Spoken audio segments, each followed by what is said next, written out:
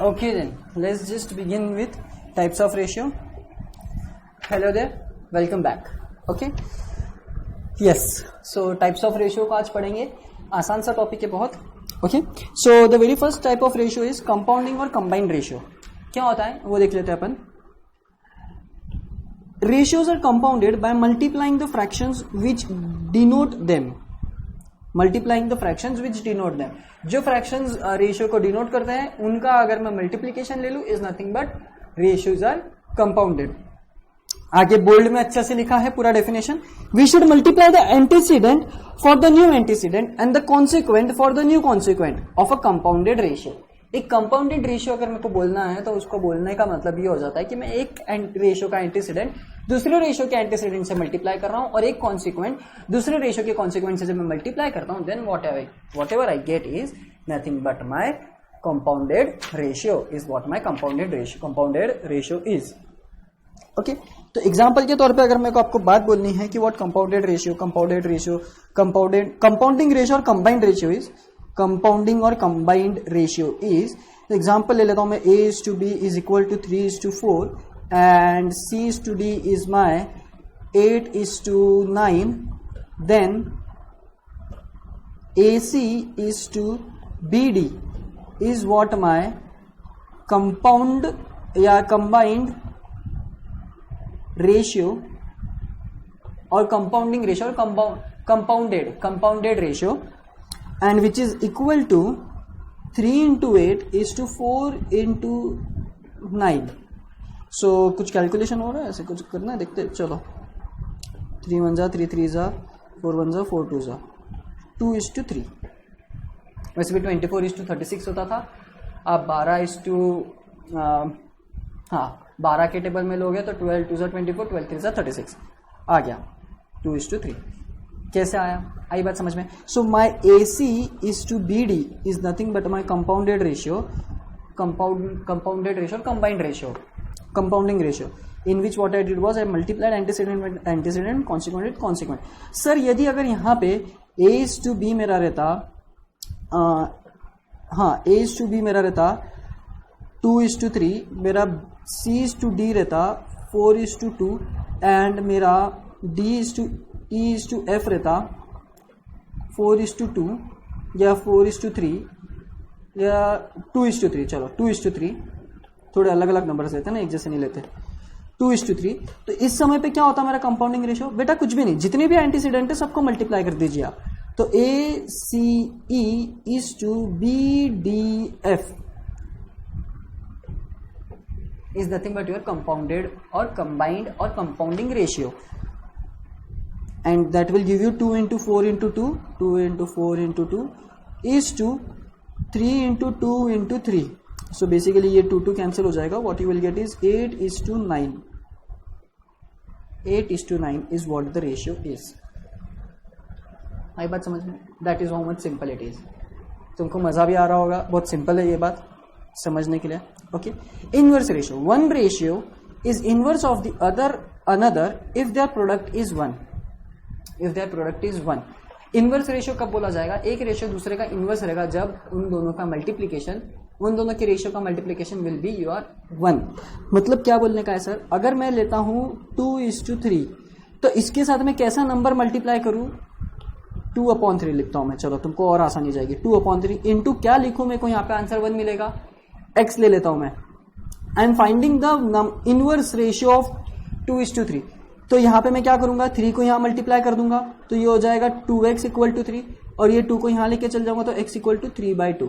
So my inverse ratio of 2/3 is 3/2. देखो ये 3 3 ये 2 कैंसिल, आंसर आ गया 1. सो 2/3 का इनवर्स क्या हो गया? 3/2. 1/2 का इनवर्स क्या हो जाएगा? 2, क्योंकि इन दोनों का जब मैं मल्टीप्लिकेशन लूंगा तो आंसर मेरे को 1 मिलेगा. सो दो ऐसे रेशियोज जिनका मल्टीप्लिकेशन का आंसर अगर 1 आ जाता है then both the ratios are said to be the inverse of one another. Okay, वही चीज यहां पे लिखी है. One ratio is the inverse of another if the product is 1. thus A is to B is the ratio of is the inverse of B is to A and vice versa. And vice versa. मतलब क्या बोल रहे हो लोग, ए upon B है तो अगर मैं बी अपॉन ए लिखूं तो उसका आंसर 1 आ रहा है क्या? यस। तो A is the inverse of B by A और B by A is the inverse of A by B. Vice versa चल रहा है क्योंकि वाइस वर्सा चलेगा कैसा भी लो आप। और multiplication is always competitive, multiplication is always competitive. मतलब क्या सर, 2 इंटू 3 बेटा कितना होता है? 6 होता है। 3 इंटू 2 कितना होता है? 6 होता है। तो ए बाय बी इसका रेशियो है या बी बाय ए इसका रेशियो है, इट डजेंट मैटर। वो दोनों का मल्टीप्लीकेशन अगर आंसर का 1 आ रहा है then they are inverse of each other, then they are inverse of each other. So what is inverse? Inverse हो गया कि जब दो रेशियोज ऐसे इनका मल्टीप्लीकेशन अगर 1 मिल जाए तो वो दोनों एक दूसरे के इनवर्स हो जाएंगे। एग्जाम्पल के तौर पे यहाँ पे आपके पास में है एक कि 2/3 अगर आपके पास में रेशियो है then its inverse is 3/2। Similarly अगर ये एग्जांपल लेंगे तो यहाँ पे मेरा और मेरे सन का रेशियो क्या था? 9:11। तो इन सच केस अब क्या होगा? इनवर्स रेशियो क्या होगा? 11:9। अब ये कंपैरिजन किसके बीच में हो रहा है?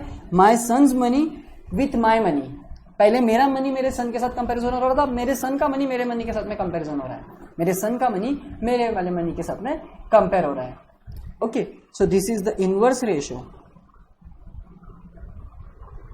Inverse ratio. Okay, yes. So let's just move on to the next part, next type of the ratio. पहला था compounded और combined ratio. Second was our inverse ratio, and third is now ratio of equality. What does ratio of equality means? वो अपन अभी देखेंगे कि a ratio A is to B is said to be ratio of greater inequality or equality or of less equality, according as if A is greater than B or if A is less than B or A is equal to B. Greater inequality कब रहेगी? Equality कब रहेगी? Less inequality कब रहेगी? जब अपन उसको compare करेंगे, जब अपन इसको कंपेयर करेंगे ऐसे फॉर्म में, तब अपने को मिलेगा एक जगह पे ग्रेटर इक्वालिटी, एक जगह पे लेस इक्वालिटी और एक जगह पे इक्वालिटी। ओके, ये antecedent is greater than consequent तो greater equality, antecedent is less than consequent then less equality, और antecedent is equal to consequent then it is greater equality. जैसे कि मैं अगर आपको 3 एग्जांपल लेके इसको सम अप कर दूं तो सम अप करने के लिए मेरे पास में यहाँ पे 3 एग्जांपल ऐसे आ जाएंगे कि देखो 5:3। तो ये क्या हो गया? ये क्या हो गया मेरा? 5:3 ग्रेटर साइड में आ गया है ना, मतलब ग्रेटर इनइक्वालिटी हो गया, ग्रेटर इनइक्वालिटी। सर इनइक्वालिटी क्यों? क्योंकि बेटा 5 is strictly greater than 3, strictly greater than 3। Okay, next मैं अगर बोलता हूं 3:5 देन इन सच केस ये क्या हो जाएगा? लेस इनइक्वालिटी, या लेस इक्वालिटी भी बोला तो भी चलेगा, less equality. And lastly 3:3 will give me what? Equality. क्यों? क्योंकि they are same। ये आ गए तुम्हारे 3 example, greater inequality, equality, less equality और less inequality. It doesn't affect, it doesn't affect, doesn't matter. ठीक है, आई बात समझ में? So what is ratio of equality? ये रेशियो ऑफ इक्वालिटी आ गया, डिफाइन कर रहे हैं, मतलब रेशियो ऑफ इक्वालिटी मतलब डिफाइन चल रहा है, डिफाइनिंग चल रहा है कि कौन सा पार्ट इज बड़ा एंड कौन सा पार्ट इज छोटा। जैसे जैसे डिपेंडिंग एंटीसीडेंट और कॉन्सिक्वेंट, आपका ग्रेटर इनइक्वालिटी है, लेस इनइक्वालिटी है, लेस इक्वालिटी, या फिर आपका इक्वालिटी है, वो डिफाइन होगा रेशियो। रेशियो कैसा है वो कैसे बोलेंगे अपन? वो अपन बोलेंगे ये एंटीसीडेंट और कॉन्सिक्वेंट के ऊपर लेके, एंटीसीडेंट और कॉन्सिक्वेंट को लेके। Now the comes very nice part, that is duplicate ratio and triplicate ratio. Duplicate का मतलब क्या होता है? एक जैसे दो, एक जैसे दो, तब होता है डुप्लीकेट। ट्रिप्लीकेट कब होगा? जब एक जैसे आएंगे 3। मतलब मैं अगर बोलता हूं कि भाई मेरे पास में A:B है तो इसका डुप्लीकेट क्या होगा? A:B। इसका मतलब what I will get is A² B²। बरोबर? कैसे सर? अरे भाई मेरे को बताओ, इसका डुप्लीकेट कर रहा हूं मैं, किसका? A का। मतलब एक को मैं कितने से कर रहा हूं? 2 कर रहा हूं मैं। एक के क्या कर रहा हूं? 2 कर रहा हूं मैं, इसको 2 कर दे रहा हूं मैं, तो ये क्या हो जाएगा मेरा A² B²। कैसे हुआ वो? देखो डुप्लीकेट रेशियो कैसे होता है वो देखो, इतना डिटेल में जानने की जरूरत नहीं है, बहुत आसान सी बात है। When the 2 equal ratios are compounded the resulting ratio is duplicate ratio. समझा अभी? जब 2 इक्वल रेशियो को डुप्लीकेट कंपाउंड कर दोगे, कंबाइन कर दोगे, तो आपको मिलेगा डुप्लीकेट रेशियो। मैं वही तो बोल रहा था, A:B एंड A:B। अगर मैं इसको कंबाइन कर दूं तो मेरे को मिल जाएगा A² B²। थोड़ी बोल रहा था ये A² B², ये डुप्लीकेट हो गया A:B का। यही मेरी बात चल रही थी कि अगर आप इसको दो इसमें बांट दो तो ये पहला ये दूसरा, तो आपको A square is to B square मिल जाएगा। सो डुप्लीकेट मतलब क्या हो गया? स्क्वायर करना। कोई भी चीज का अगर मैं बोलता हूं कि डुप्लीकेट रेशियो ऑफ 2:4 क्या रहेगा? 4:16। डुप्लीकेट रेशियो ऑफ √2:√3 क्या रहेगा? 2:3। डुप्लीकेट रेशियो ऑफ 10:√81 क्या रहेगा? 100:81। क्यों? क्योंकि duplicate ratio is nothing but square of the antecedent and consequent. Duplicate ratio is nothing but the square of antecedent and consequent. Whereas triplicate ratio क्या हो जाएगा? Cube हो जाएगा। क्यूब हो जाएगा। When 3 equal ratios are compounded, the resulting ratio is triplicate ratio. The resulting ratio is triplicate ratio.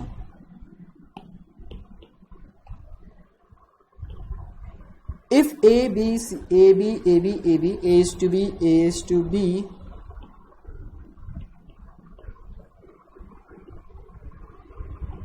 ये 3 ratios है, अगर मैं इसको कंपाउंड कर दूं तो a इंटू ए मिल जाएगा मेरे को a क्यूब, और b इंटू बी मिल जाएगा मेरे को b क्यूब। सो 3 इक्वल टर्म्स को अगर आप इक्वल रेशियोज को कंपाउंड करोगे तो आपको क्या मिलेगा? Triplicate ratio. Similarly if I say the triplicate ratio of 2:4 then it will give you 8:64 exactly. एक बार क्रॉस चेक कर ले, 264।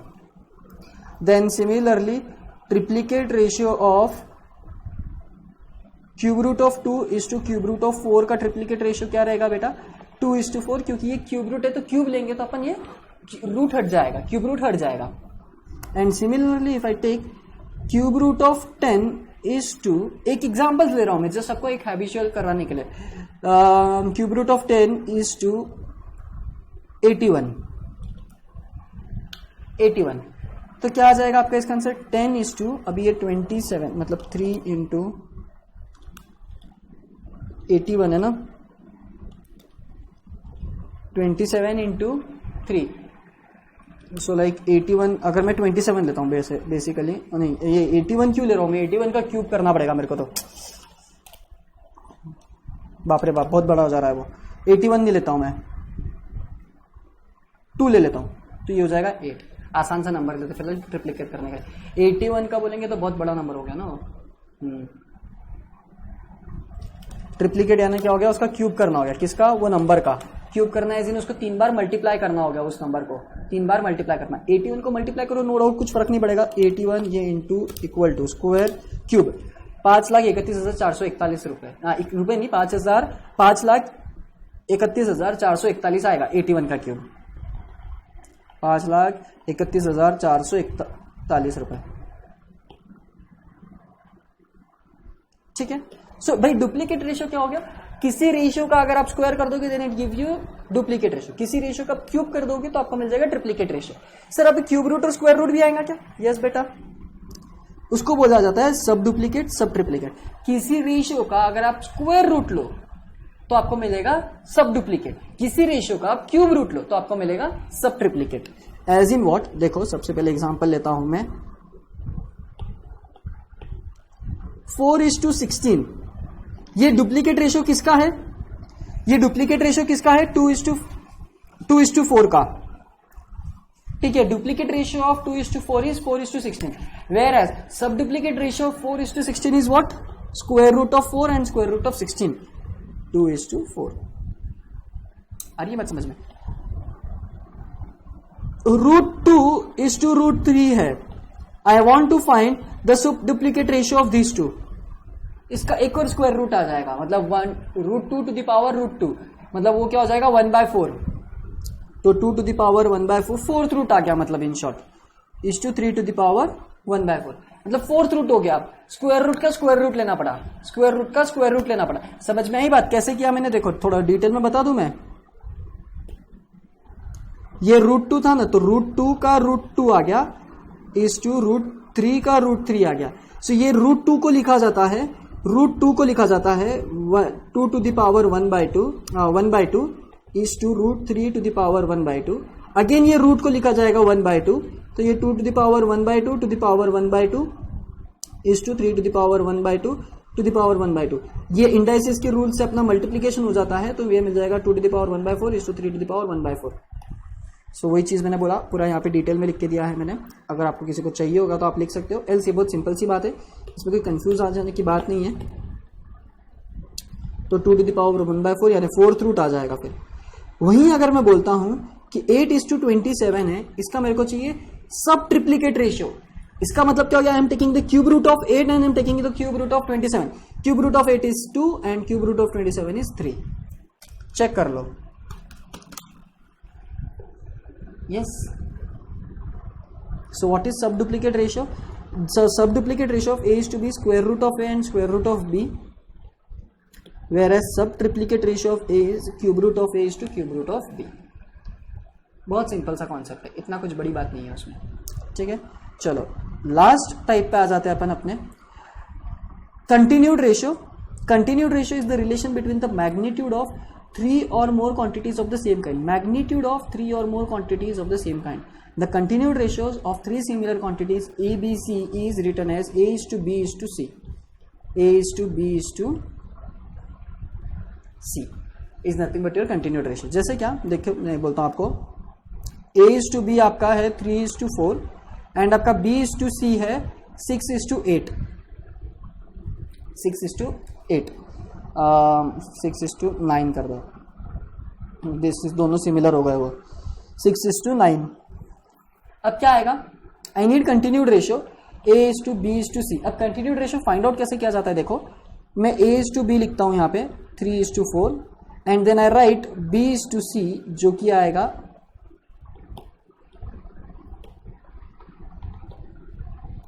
आएगा मेरा b के नीचे b आ जाएगा 6 is to 9। अब मैं क्या करूंगा यहाँ पे, मैं I can go with this also. अब मेरे को करना क्या है, आई नीड कंटिन्यूड रेशियो में b एज कॉमन। तो ये वाले रेशियो में my b should be the similar as that of ये वाले रेशियो में, but I can see very well यहाँ पे 4 है तो यहाँ पे 6 है, मेरे को उसको सेम करना पड़ेगा। तो मैंने क्या पता है, मेरा राइटिंग प्रोसीजर कैसा हो गया, पहले तो मैंने a is to b लिखा, इक्वल टू साइन दे दिया, फिर जहां पे b था उसी के नीचे b लिखा, is to c लिखा और फिर इक्वल टू साइन दे दिया। अब मैंने लिखा 3 is to 4 और ये 4 के नीचे मैं क्या लिखूंगा, 6 is to फिर 9। और अब देखो मैं इसको मल्टीप्लाई करता हूँ यहाँ पे कॉमन टर्म से, मैं अगर यहाँ पे 4 से मल्टीप्लाई करता हूँ तो यहाँ पे 24 आएगा, यहाँ पे 6 से मल्टीप्लाई करता हूँ तो यहाँ पे 24 आ जाएगा। तो 18 is to 24, यहाँ पे भी क्या हो जाएगा 24 is to 36। सो ये 36 लिख दिया हमने, क्यों, क्योंकि ये अब सेम हो गए यहाँ पे 4 से और यहाँ पे 6 से मल्टीप्लाई होने से। सर आपने जो यहाँ पे हमको एक पॉइंट्स रिमेंबर करने को कहा था, उसमें से पहला पॉइंट यहाँ पे एप्लीकेबल हुआ क्या? यस बेटा, क्या एप्लीकेबल हुआ कि 6 भले मैं मल्टीप्लाई कर रहा हूँ, इसका ये मतलब नहीं कि मैं सिर्फ 4 से मल्टीप्लाई करूंगा और यहाँ पे ये 4 यहाँ पे सिर्फ 6 से मल्टीप्लाई करूंगा। जब मैं ये 4 को 6 से मल्टीप्लाई कर रहा हूँ तो 9 से भी करूंगा, जब मैं 6 को 4 से मल्टीप्लाई कर रहा हूँ तो 3 से भी मल्टीप्लाई करूंगा। Hence what ever I will get is the continued ratio.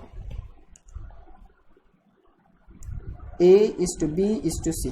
यहाँ पे we have combined और equal out the term B को हमने इक्वल किया। कैसे इक्वल किया? by multiplying in such a way that कि इसकी क्वांटिटी और इसकी quantity will become same and that is 24। so इसको आप 2 के टेबल में लिख लो, तो ये 3 के टेबल में लिख लो, तो 6 is to 8 is to 12 और 2 के इसमें जाएगा 3 is to 4 is to 6। yes, so my finally ratio is 3 is to 4 is to 6। क्यों सर ऐसा किया? क्योंकि ratio is always written in the simplified form 3 is to 2 is to 6, है ना।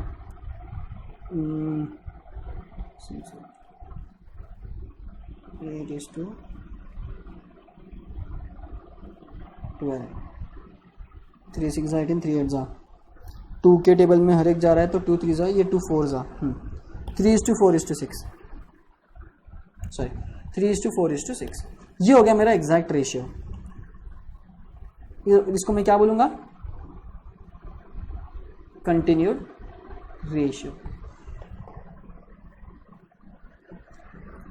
आया समझ में? बहुत ही आसान सा कॉन्सेप्ट है। एक और एग्जांपल अगर मैं आपको ले लूँ तो देखो, आप करके देखो ये example. a is to b मेरा क्या इतना है, मेरे पास में है क्या एग्जांपल लिखा था, लेट मी चेक। इतने कुछ इसके एग्जांपल की नीड नहीं है, चलो है मेरे पास में। 2 is to 3 और b is to c है मेरा 6 is to 4, ये 3 is to 2। हाँ ठीक है, सेम है क्या? नहीं, हाँ सेम नहीं, अलग। अब इसको आपको करना है, तो आप इसको सर मैं B/C को पहले सिंप्लीफाइड फॉर्म में लिख लूँ क्या? यस बेटा लिख लो, 3:2। अब कैसे करेंगे सर? A/B लिख देंगे और ये B के नीचे B लिख के C लिख देंगे, फिर इक्वल टू साइन दे देंगे, फिर A/B लिख देंगे सर, और ये जो B था उसी के नीचे ये लिखेंगे फिर 3:2। सर हमको तो कुछ करने की जरूरत ही नहीं है, ये तो ऑलरेडी सिंप्लीफाइड फॉर्म में है। यस बेटा, मत करो कुछ, आ गया कंटिन्यूड रेशियो, आ गया कंटिन्यूड रेशियो 2:3:2। ये जो तरीका है ना, this concept will be used in partnership.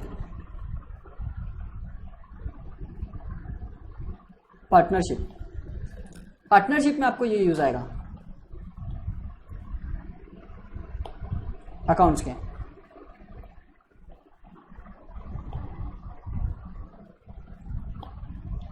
Okay, so this was the types of ratio. बहुत ही आसान सा कॉन्सेप्ट है। अब अपन सिर्फ इसमें का रेशियो के 3 पॉइंट्स कवर हो चुके हैं ना। Only remaining part is our example part, जो अपन उसको नेक्स्ट सेशन में कवर करेंगे। Okay, yes then that's it from me, thank you.